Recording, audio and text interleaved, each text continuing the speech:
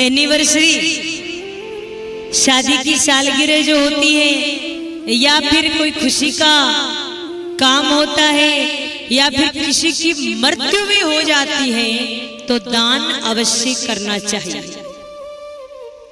अब यहाँ तो महाराज अगर किसी का जन्मदिन आता है तो क्या करते हैं, सबसे पहले केक मंगवाते हैं, है ना? केक नहीं मंगवाते हो तो क्या करते हो फिर? दाल चूरमा। अच्छा, केक तो मंगवाते हो, कुछ तो मंगवाते, ऐसी कोई बात नहीं। आजकल बच्चे मानते नहीं मंगवाते हो तो।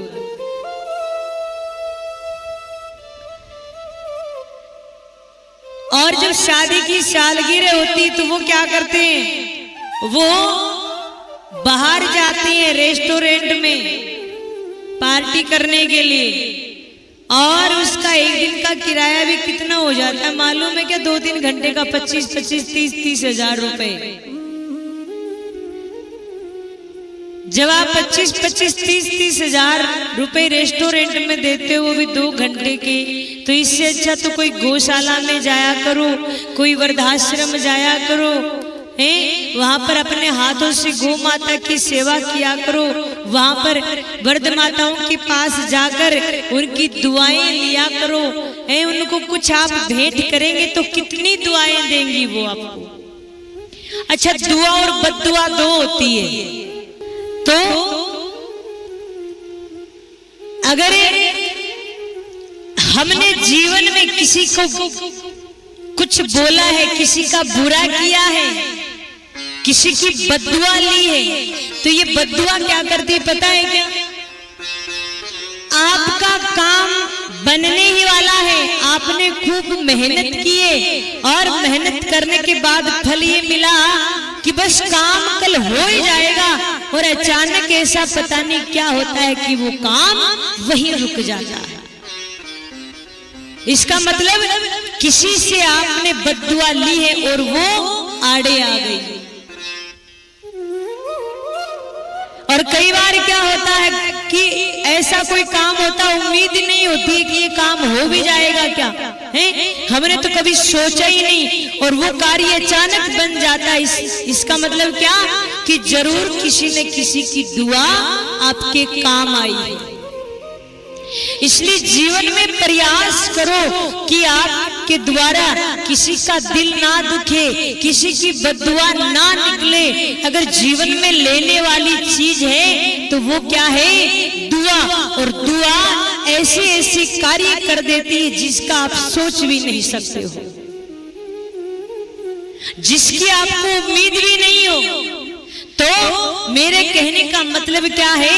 वृद्धाश्रम जाया करो, उन माताओं के चरण दबाया करो, उन माताओं को कुछ, उन माताओं के लिए कुछ लेकर जाया करो। और वृद्धाश्रम जा नहीं सकते तो जिस वृद्धाश्रम से, जिनसे आप जुड़े हैं, उनके यहाँ आपके द्वारा कोई, अगर तुम्हारा जन्मदिन है या फिर तुम्हारी कोई शादी की सालगिरह है, या घर में कोई अच्छा काम कर रहे हो, या फिर किसी की मृत्यु भी हो गई है, तो आप वहां तक अपने द्वारा कुछ ना कुछ पहुंचाने की कोशिश किया करें।